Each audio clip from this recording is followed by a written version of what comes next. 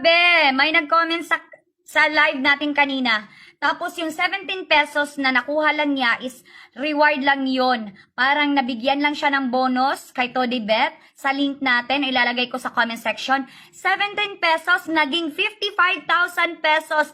Na-claim niya lang yan, guys. Kung nakita nyo yan sa live natin kanina, tinanong natin siya kung magkano yung puhunan is 17 pesos. So, paano naging 55,000 pesos yung 17 pesos? So, una daw niya, naglaro siya ng piso, 2 pesos, 10 pesos, 30 pesos, hanggang umabot daw ang bet niya, lumaki ng 1,000 pesos.